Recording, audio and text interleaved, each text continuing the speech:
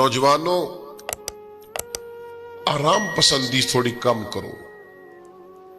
ہر وقت لیٹنا، ہر وقت آرام تلاش کرنا، یہ کمزور کر دیتا ہے جوانوں۔ لقد خلقنا الانسان فی کبد، ہم نے انسان کو مشقت میں رہتا ہوا پیدا کیا۔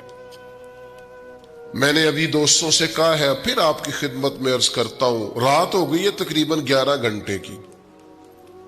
7 بجے عشاء ہوتی ہے اور 6 بجے کے بعد ہی عموماً سب جگہوں پہ فجر کی نماز ہوتی ہے، تو 11 گھنٹے کی رات بنتی۔ بہت زیادہ بھی ڈاکٹر کہتا ہے کوئی سوئے تو 8 گھنٹے سو لے، نیند پوری ہے۔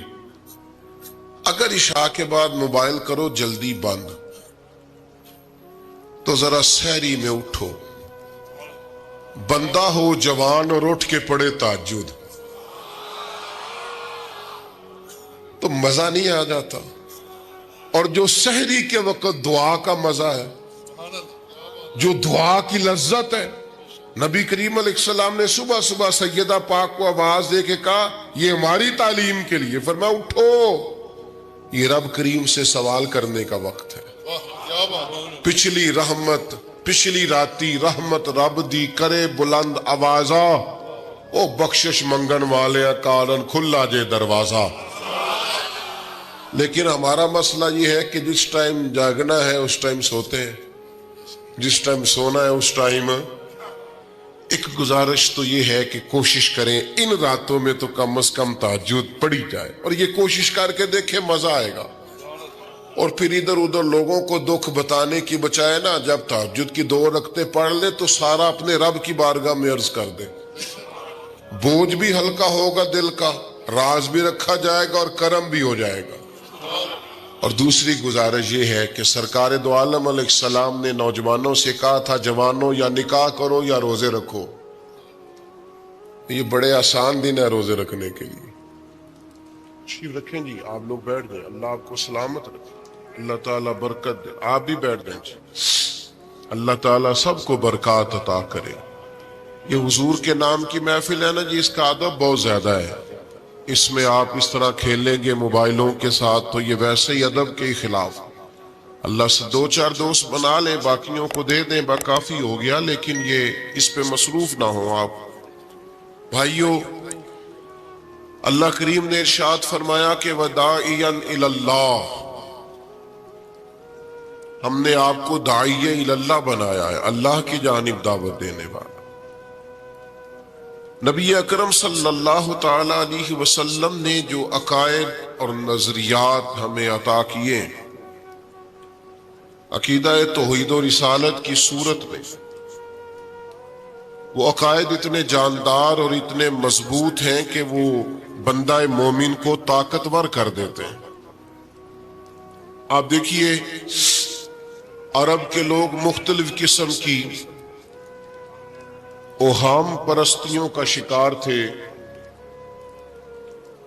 ان کا یہ خیال تھا کہ جب حج کر کے وہ آئے ہیں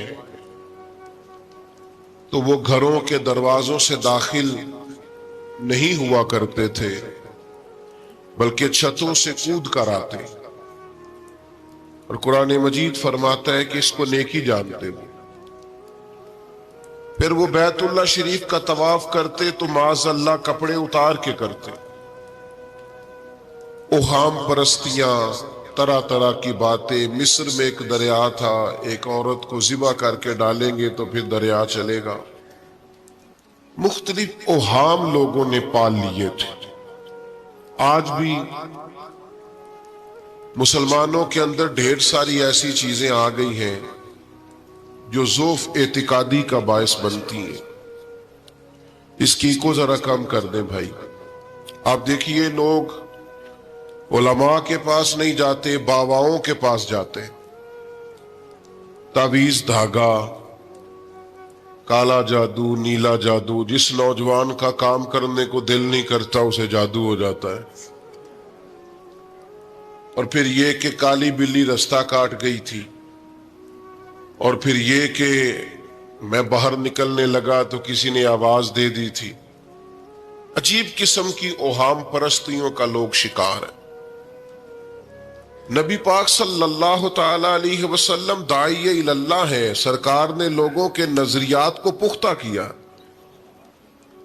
حضور علیہ السلام کے فیوزات روحانیہ سے لوگوں کے دل طاقتور ہوتے تھے، مضبوط فکریں، مضبوط عقیدے سرکار کے وسیلے سے مسلمانوں کو نصیب ہوئے۔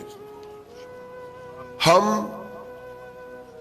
جیسے جیسے دیکھیں نا، تصوف اور طریق میں آپ کو عرض کروں، صوفیہ کرام کا اصل موضوع عقیدہ توحید ہے، اصل موضوع ان کا ہے۔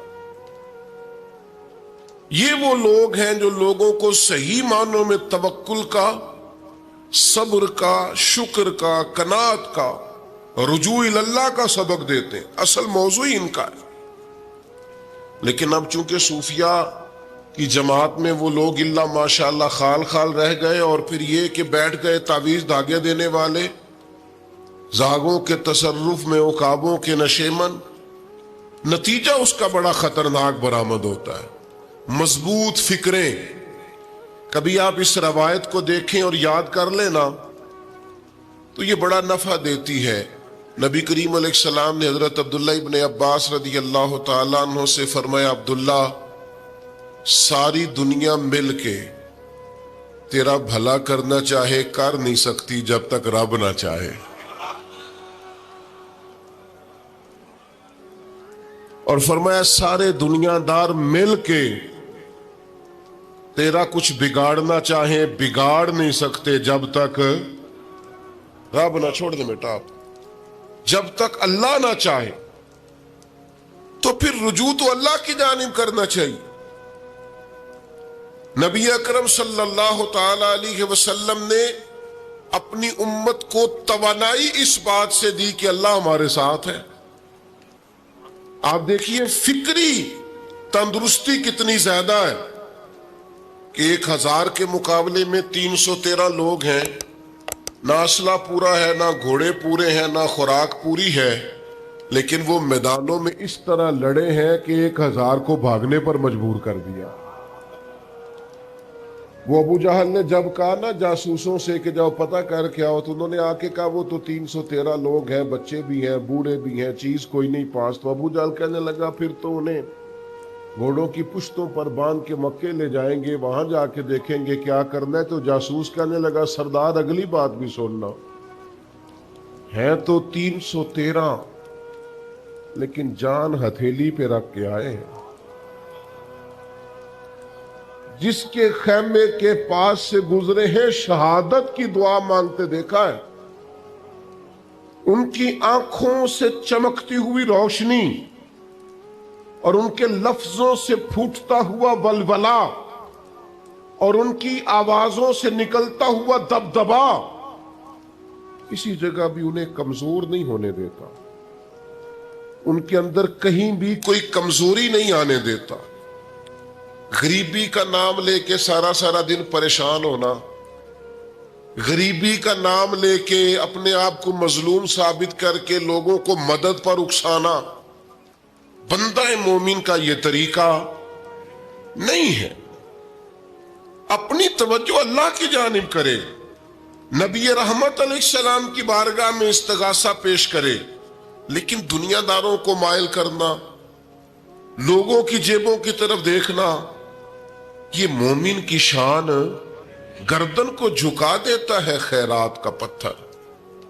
جہاں میں مانگنے والوں کے سر کبھی اونچے نہیں ہوتے، اور غیرت ہے بڑی چیز جہانے تگو دو میں۔ بھائی آپ طاقتور بنے۔ دیکھیں نا، ایک نوجوان نے آ کے حضور کی بارگاہ عالی مرتبت میں عرض کیا تھا، یا رسول اللہ صلی اللہ علیہ وسلم، غریب ہوں کچھ دیجئے۔ حضرت جابر ابن عبداللہ رضی اللہ تعالیٰ عنہ فرماتے ہیں، ہم نے حضور سے بڑا کچھ سنا، یہ لفظ نہیں، لفظ لا، یعنی میرے پاس نہیں ہے، یہ ہم نے حضور سے سنا ہی نہیں۔ ایسا کوئی محبوب کہیں ہوگا نہ کہیں ہے، بیٹھا ہے چٹائی پہ مگر عرش نشیں ہے، اور ملتا نہیں کونین کو کیا کیا تیرے در سے بس ایک لفظ نہیں ہے جو تیرے لب پہ نہیں ہے.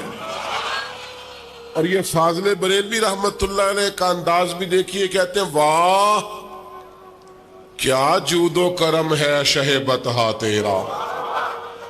اور یہ ذرا دیکھیے شعری ذوق دیکھیے, واہ کیا جود و کرم ہے شہ بطحا تیرا, نہیں سنتا ہی نہیں.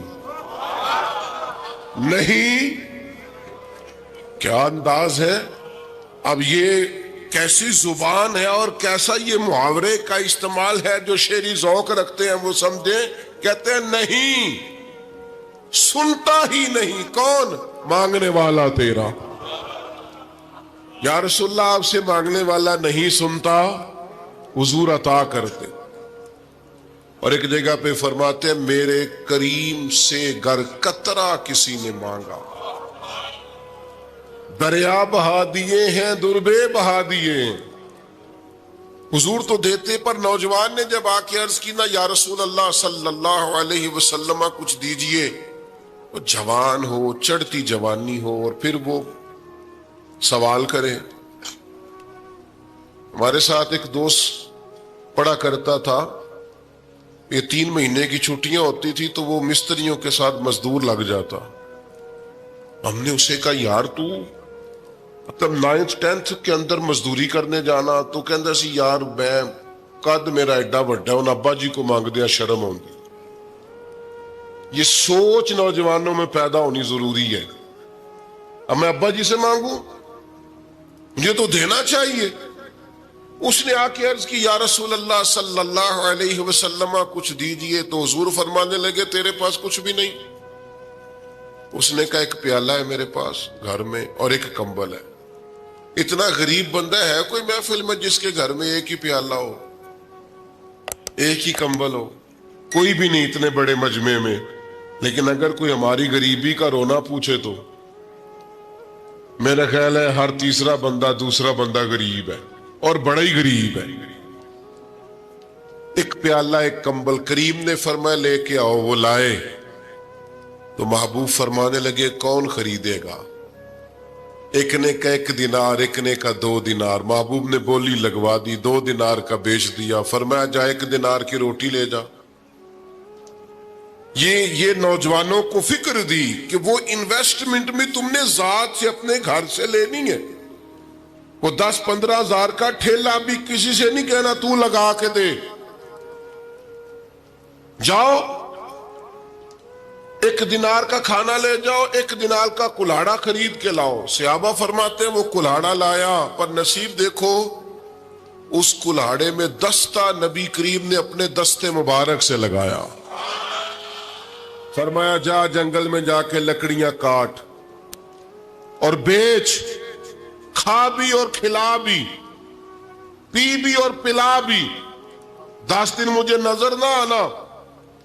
وہ یارو یہ کیا بات ہوئی؟ مایوس رہنا, کمزور رہنا, فلانے نے میرے ساتھ تعاون نہیں کیا تو میں پیچھے رہ گیا, فلانے نے ہاتھ نہیں پکڑا. تو اپنی دنیا آپ پیدا کر, اگر زندوں میں خود جد و جہد کر, میدان میں اتر, ہمت کر. حضرت حسن بصری رحمت اللہ علیہ کے پاس ایک نوجوان نے آ کے عرض کی حضور بس آج کے بعد میں نے کام نہیں کرنا. فرمایا تمہیں کیا ہوا ہے؟ کہنے لگا آج میں نے عجیب منظر دیکھا ہے. میں نے دیکھا ہے کہ ایک شیر نے شکار کیا بکرے کا, آدھا کھایا ہے, آدھا منہ میں پکڑ کے پہاڑی پہ چڑھ گیا. وہاں ایک نابینا لومڑی بیٹھی تھی, باقی کا اس نے اسے کھلایا ہے. تو حضور میں یہ سمجھ گیا ہوں کہ جو رب اس نابینا لومڑی کے لیے بندوبست کرتا ہے میرے لیے بھی کرے گا, لہذا میں نے کام نہیں کرنا. حضرت حسن بصری بڑا مسکرائے, فرمانے لگے کہانی میں کردار تو نے 2 دیکھے, ایک شیر ایک لومڑی. فرمانے لگے کیا بات ہے تیری, تو نے لومڑی بننے کا پروگرام بنایا, شیر بننے کا کیوں نہیں بنایا؟ تو شیر بننا, شکار کر, خود بھی کھا دوسروں کو بھی کھلا. یہ کیا بات ہوئی؟ امت کے جوان فائلیں لیے دفتروں کے چکر لگاتے اور اپنی بغل میں کاغذات لیے ایمبیسیوں کے پھیرے کاٹتے اور ایجنٹوں سے سوال کرتے کہ مجھے ملک سے باہر جانا ہے، کیا طریقہ ہے؟ یہاں رہ کے بھی محنت ہو سکتی ہے، اپنی مٹی پہ چلنے کا سلیقہ سیکھو، سنگ مرمر پہ چلو گے تو پھسل جاؤ گے۔ دوستو سنو، میرے کریم نے فرمایا جا لکڑیاں، ایک پیشہ برا ہے میرے بھائیوں، ایک پیشہ، وہ ہے کسی کے آگے ہاتھ پھیلانا۔ باقی دنیا میں کوئی پیشہ برا جو ٹھیلا لگاتا ہے اور مالٹے بیچتا ہے اور سیب بیچتا ہے، بڑا عزت والا آدمی، یہ شارٹ کٹ چھوڑ دو، دوسروں پہ بھروسہ کرنا چھوڑ دو۔ وہ شاعر ایک بیٹھا تھا نا، شاعر مجھ سے ناراض نہ ہو جائیں، تو کئی دفعہ وہ شعر و شاعری میں بھی ان کی حالت بڑی خستہ ہو جاتی ہے۔ جن دنوں لوگ پتلے کپڑے پہنتے ہیں، بعض شاعروں نے ان دنوں میں بھی موٹی چادر لی ہوئی ہوتی ہے۔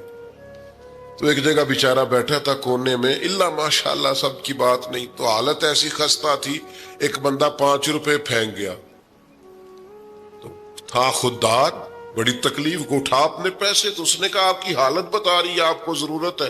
اس نے کہا ضرورت پڑی تو اللہ رسول سے مانگوں گا، تیرے سے کیوں مانگوں گا؟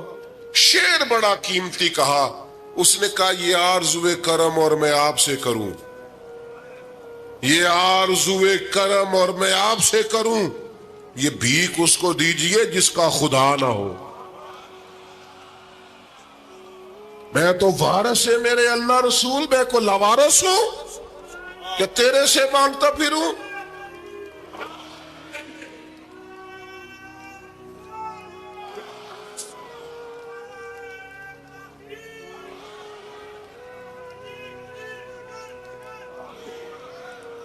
ماشاءاللہ ماشاء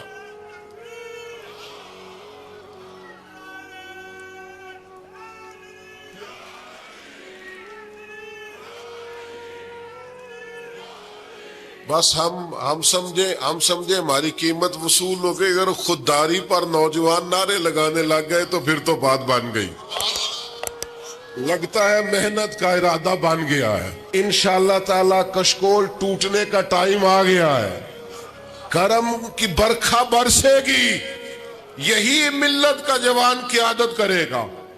اور یاد رکھنا، ہمیشہ قیادتیں غریبوں کے بچوں نے کی ہیں، جنہوں نے آدھی قیمت پہ کتابیں لے کے پڑھی ہیں، بڑی ڈگریاں انہوں نے حاصل کی ہیں۔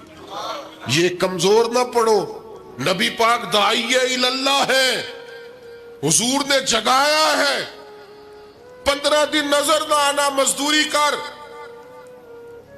وہ نوجوان 15 دنوں کے بعد آیا، اب تیرا حال کیا ہے؟ اس نے کہا حضور پہلے ایک پیالہ تھا نا، اب سارے گھر کے برتن بن گئے، پہلے ایک بستر تھا اب سارے گھر کے بستر۔ اور نوجوانوں، ہم نے سہارا بننا ہے، ماں سے کہنا ہے اب تو نے آنسو نہیں بہانے، تیرا پتر بڑا ہو گیا ہے، بہن سے کہنا ہے اب تو کبھی پریشان نہیں ہوگی، تیرا بھائی بڑا ہو گیا ہے، بوڑھے باپ کے پاس بیٹھ کے کہنا ابا جی بس اب آنسو پونچھ دو، آج کے بعد پریشان نہیں ہونا، پتر جوان ہے۔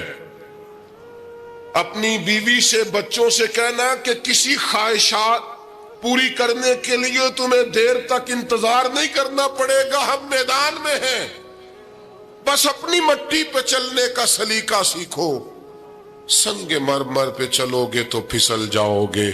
نبی پاک نے محنت کو سپورٹ کیا ہے، مشقت کو سپورٹ کیا۔ حضور علیہ السلام نے فرمایا سب سے بہترین کمائی وہ ہے جو تو اپنے 2 ہاتھوں سے محنت کر کے کھاتا ہے۔ فرمایا اللہ کے نبی حضرت داؤد علیہ السلام محنت کر کے کمایا کرتے، سنگیوں کام کرنا۔ اور دوسری بات، بھروسہ اللہ رسول پہ، بھروسہ، ادھر دیکھو میری طرف، دنیا داروں سے امیدیں لگا لیتے ہو بہت زیادہ، وہ دنیا دار بندے بیچارے کمزور ہوتے ہیں۔ جی یہ الیکشن کے دن تھے، گزشتہ سے پیوستہ الیکشن جو گزرا ہے، تو میرا ایک پیار والا دوست بھی ایک کیمپ بننے کے امیدوار کا بڑا ووٹر سپورٹر تھا، یہاں اس نے اس کا بیج فوٹو والا لگایا ہوا تھا. میں رات کو دیر سے جلسے سے لوٹ رہا تھا تو وہ کھڑا تھا باہر اور اندر امیدوار صاحب تقریر کر رہے تھے. میں نے کہا ادھر آ. وہ آ گیا. میں نے کہا تو بڑا ووٹر سپورٹر ہے, جا تقریر سن جا کے. تیرا لیڈر تقریر کر رہا ہے, تو باہر گھوم رہا ہے. کہندا ہے پیر صاحب جھوٹ پہ ماردا جے سارے, جھوٹ بول رہا ہے, کرنا کرانا کچھ نہیں. تو میں کہ یار جی ایڈے پکے ووٹر سپورٹر نو بھی پتا ہے کہ جھوٹ پہ ماردا ہے, تو ہم تو ویسے ہی سپورٹر نہیں ہیں. ہم نے تو کی محبت تو سیاست کا چلن چھوڑ دیا. ہم اگر عشق نہ کرتے تو حکومت کرتے. او بھائی, جب پکے ووٹر سپورٹروں کو امیدیں نہیں ہیں تو آپ کن سے امیدیں لگائے بیٹھے ہیں؟ آپ جدوجہد کریں اور امیدیں اللہ رسول سے. نبی پاک علیہ السلام نے فرمایا جو رب پہ بھروسہ کرے گا اللہ کی رحمت اس کی کفایت کرے گی. وَإِن يَتَوَكَّلْ عَلَى اللَّهِ فَهُوَ حَسْبُهُ, وہ اللہ پہ بھروسہ کرے گا اللہ اس کے لیے کافی ہو جائے گا. ادھر دیکھو یار موبائلوں والے دوستو, بات سنو. گھبراہٹ نہیں, ٹینشن نہیں, انزائٹی نہیں, ڈپریشن نہیں. مومن اور ڈپریشن, مومن اور انزائٹی, مومن اور ٹینشن. او جی مجھے پتہ نہیں مجھے کیا ہو رہا ہے, جی مجھے خوف آتا ہے. آپ کو خوف آتا ہے مومن ہو کے؟ آپ کو یہ کرونا کے دن تھے تو مجھے لے گئے ایک سرکاری ہاسپٹل میں, آپ کچھ یہاں بات کریں, لوگوں کو حوصلہ دیں. تو ایک ڈاکٹر صاحب مجھ سے کہنے لگے جی مجھے نہ تنگ جگہ بڑی گھٹن ہوتی ہے, تو موت سے بڑا ڈر آتا ہے, قبر تو بڑی تنگ ہوتی ہے. میں نے کہا ڈاکٹر صاحب کچھ بھی. کہنے لگے سانس ہی نہیں آتا, چاروں جانب سے بند ہے. تو میں نے کہا بچہ بھی تو ماں کے پیٹ میں سانس لیتا ہے نا. آپ نے تو سبحان اللہ کہا. وہ ڈاکٹر تھے, انہوں نے نہیں کہا. وہ کہنے لگی جو تے اماں لیندی صاحب. ہنستے نہیں جی, باتیں ہنسنے کو نہیں سنا رہا میں, فکری باتیں کر رہا ہوں. کہا وہ تو اماں آکسیجن لیتی ہے تو بچے کو جاتی ہے. تو میں نے کہا چلے ڈاکٹر صاحب وہ جو انڈے سے بچہ نکلتا ہے اس کے تو چاروں جانوں کوئی صورت نہیں ہوتی سانس کی. تو مجھے کہنے لگے آپ کہنا کیا چاہتے ہیں؟ میں نے کہا میں یہ کہنا چاہتا ہوں قبر کی دو حالتیں ہیں.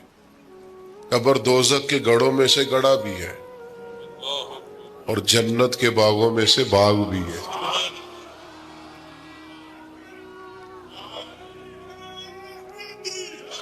سنو یار, اللہ آپ کو خوش ہو. ماشاء اللہ. سنیں جی سنیں. میں نے کہا اگر کسی کا یہ ذہن بن جائے کہ مرنے کے بعد میں نے باغ میں جانا ہے, ایک منٹ کے لیے سوچو نا یار. یعنی ادھر قبر بند ہوئی تو نیچے باغ, اور باغ بھی معمولی نہیں, جنت کے باغوں میں سے باغ. اور باغ ایسا شاندار جس میں آنکھ کھلی تو پہلی زیارت ہی مدینے والے محبوب کی. آج پھولے نہ سمائیں گے کفن میں آسی, آج کی رات ہے ان سے ملاقات کی رات. وہاں جانے سے خوف آتا ہے.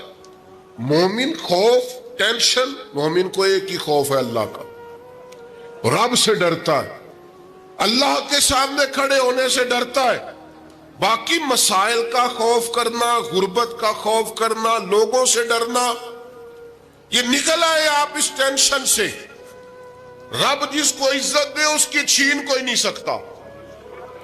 اللہ جسے رزق دے اس کے ہاں آنے سے روک سکتا کوئی نہیں روک سکتا. طاقتور ہو کے زندگی گزارے.